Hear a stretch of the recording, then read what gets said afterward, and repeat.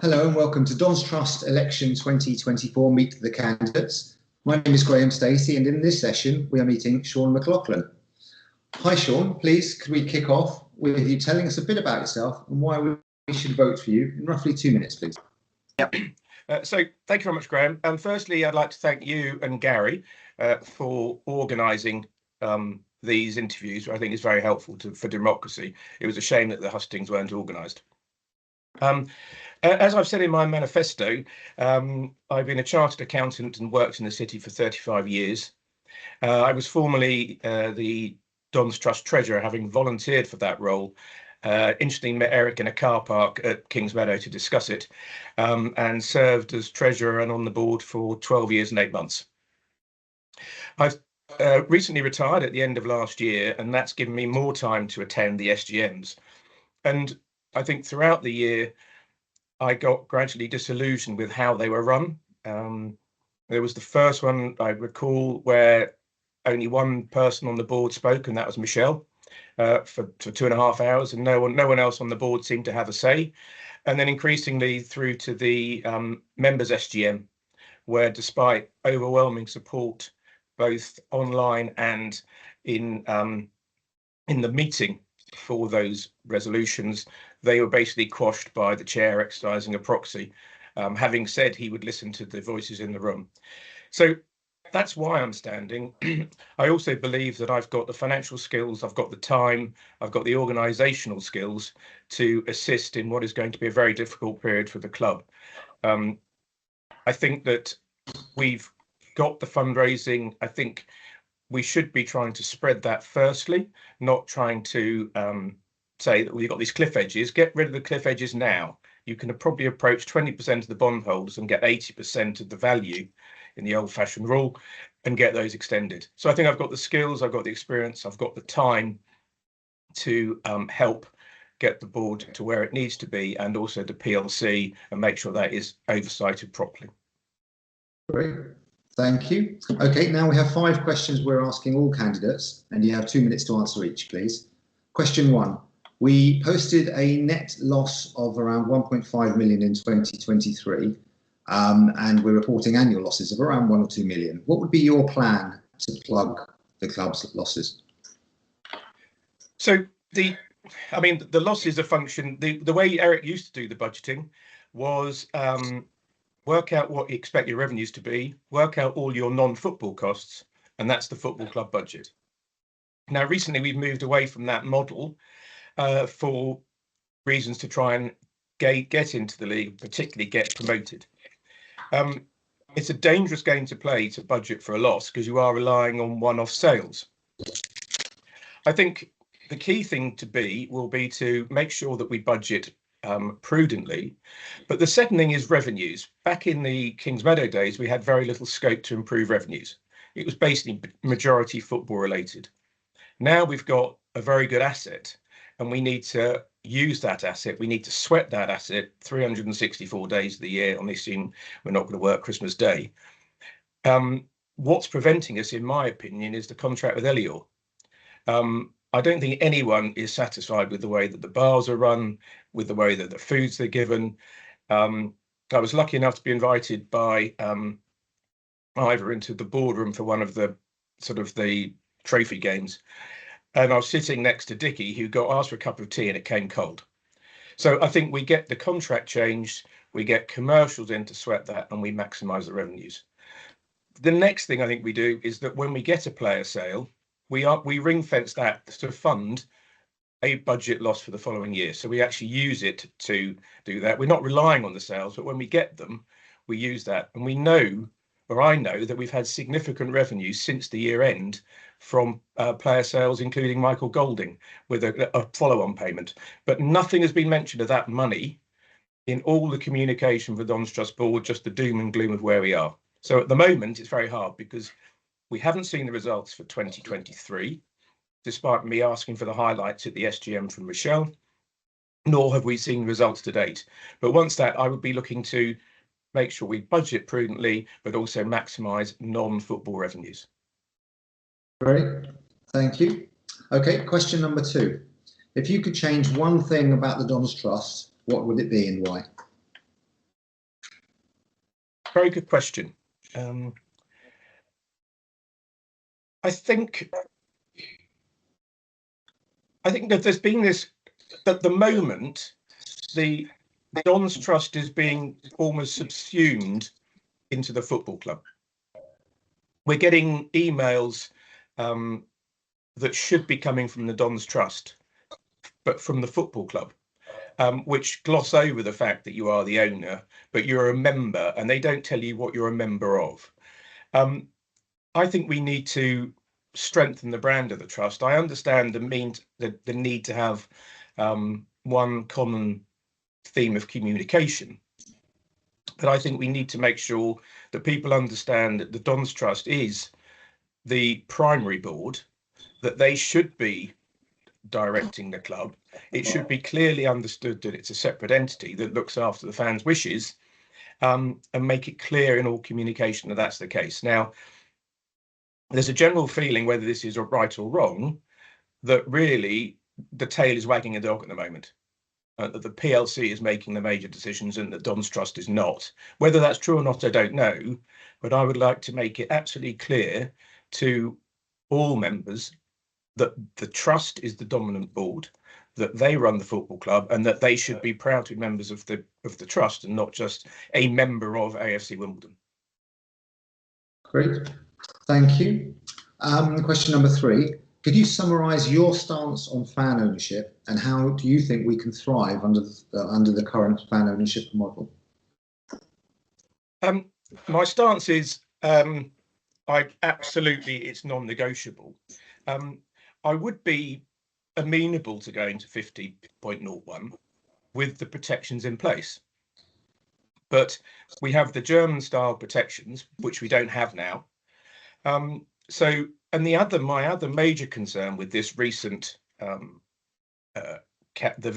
vote was that there wasn't really, in my belief, an adequate explanation of what are the pros and cons of it. I made this point at the SGM, and someone else made it, and I think James said, well, it's on it. They say it's on the website, but there isn't a document which I would have written which starts with, this is why Eric Samuelson and Ivor and Chris put this in place.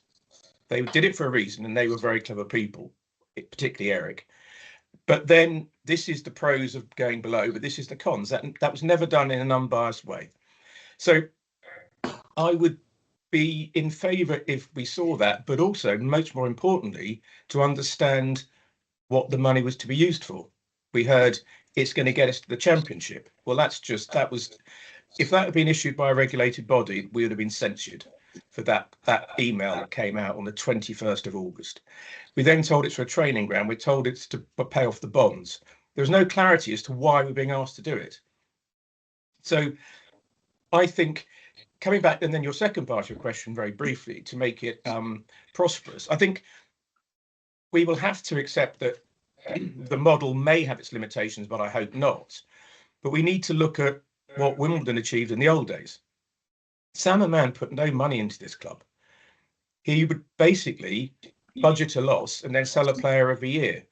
We've got that trend, and we need to maximise our academy by promoting our academy everywhere we go. And I think the more players we get, the more we can do it. So our route to being sustainable, did you say prosperous? How we can survive. Yeah, I think has to be developing our youth, but getting the protections in place to stop the guarantee that we can't go below the 50+1. Great, thank you. Okay, question number 4. How would you describe the Trust's standing amongst members currently, and how would you seek to improve that relationship? I believe, although we all only speak to a small minority of the membership, and we've now got 6,500 members, many of whom I would probably never have met because they're quite new fans who became the season tickets. That said, there seems to be a strong general dissatisfaction across pro boards, across Facebook, across WUP, people in bars, people at the SGMs. And I would say it's probably near an all-time low. It's probably at or same as when we were told, I'm trying to remember the year, that we had to sell the club or otherwise we were doomed. And that was before the Plough Lane bonds came into place. So I think it's not done itself any favours in the way it's communicated, but also I think the SGM, the members' SGM, caused a lot of discontent with the way that vote was handled and the way that the votes were overruled, because effectively the chairman will have known with the proxy votes that all the talk in the room was irrelevant because he could block it with his proxies. So I would say very low. How do we change that?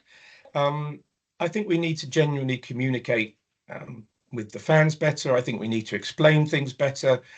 I think we need to counsel opinion more. There's all I know we have the Don's Trust hut, well, difficult because a lot of people may be a bit late coming to the ground. I think maybe have some informal sessions at the club. I mean, I'm fortunately live quite close and would be quite happy to have an informal session every month, so members can drop in and raise some concerns and give some issues where they can be listened to in an appropriate way and given the time to be listened to, because I say the hut and the meetings are very short. So I would look to do that as a way of canvassing all opinions. And also, just very quickly, I think we need to engage with the youth more and get some. I know we've got the 18 to 24, but it doesn't seem to do much. Get that much more energised. Great. Thank you. Question 5. Do you believe the Trust Board is elected to make decisions for the members or elected to listen to members on an ongoing basis? And would you be looking to consult members more or less? Well, I mean, the Don's Trust Board is there to basically listen and canvass for members' opinions, but also to explain to members the issues of the day in a clear and unbiased way. So it's not just to listen to members' views and enact those, because you need to give the explanations first as to what it is that you believe, and that's why you'll be party to more information as to what should be done and how the Don's Trust Board should act. But ultimately, you're elected by the members. I mean, if you think about it, if you look at a political party, they will have a manifesto, they'll say what they want to do, and then they will enact that manifesto. And when they look to change it, they will seek opinion and listen to through their parties as to get those things through. You have the annual conference of both parties. So it's a bit of both. It's explanation, education, and listening to drive forward as to what we need to do. But we have to listen to the members. And I think one of the reasons that this vote has failed, despite a record turnout, although only 41.4% of the total members voted in favour, let that not be forgotten, because people have said there's a majority for it. Well, there isn't. It's 41.4%, is because they haven't been listened to. They haven't been, it hasn't been explained to them properly, and they're not satisfied with what they've been told. And that was voiced and articulated well ahead of the vote, with people saying, well, where's the back in 2 ticks campaign equivalent to explain this? So I think there's twofold. Is that sufficient, Graham, or do you like a? Yeah, that's great. Thank you. Okay, so we're asking each candidate one question directly relating to your manifesto. We're going to ask you to spend up to 3 minutes with this one. Your question is, in your manifesto, you say, whilst not in principle against reducing the DT shareholding, I must be satisfied that appropriate protections are in place. Could you share what sorts of protections you're talking about and how they might work in effect? Well, I suppose the best example, which I've already mentioned, is the German style model, which the government has talked about bringing in. So that would be the ultimate. My concern about the current position is it's all very well. So if we went to 50 plus 50.01, and then there's talk also of putting a charge on the ground. Now, the question was asked at the recent SGM, by Peter Miller as to whether we could lose the ground ultimately if we had a charge on the ground. I mean, it wasn't answered by Kevin. He spent a lot of time not answering it. But the simple answer to that is yes. Now, obviously, if we were in a position of 75% and we put a charge on the ground for 10 million, we would have the possible fallback of raising equity. My concern is if we look at the position where we go to 50.01 and then we put a charge on the ground, which people are talking about, we haven't got a way out. We haven't got a way out to cover ourselves. And I think people have expressed at the SGM and on the boards, well, if we spend that money now, we won't have it for the rainy day fund in future. So I think before I'd be happy, we would need to have cast iron protections. I prefer to wait until we see what the football regulator does. So I think at the moment now to take it down when they're looking at the football regulator coming in with certain controls and conditions would be, I think, naive. But then I would be looking at what those are and then what other protections we'd want to put in place at that point. At the same time, I certainly wouldn't want the ability to raise money against the ground at quite a low level and also be at 50.01 because that's the route to disaster. We have a couple of bad years. We can't repay the debt. They called it in. And I know there'll be a lot of wailing if that site was called in, but that it would be prime for a developer to either take it from us and sell it to another club or to build flats. I mean, we know how much that site is worth by how much we were given initially by, I remember the name of the company, when it was bought from the GRA, we were given 14 million and 50% of the plot to help us build the ground. That's how valuable it is. We need to make sure that is protected. And as soon as we go to 50.01 and have debt, we are massively at risk. Great. Well, that concludes our questions. Thank you for your time, Sean. All the best with your campaign. Viewers can watch all the candidate interviews on our YouTube channel. And to vote, members should have a link in their email inboxes. The deadline to vote is December the 3rd, and you can find all candidate manifestos at thedonalstrust.org. In the meantime, thanks for watching.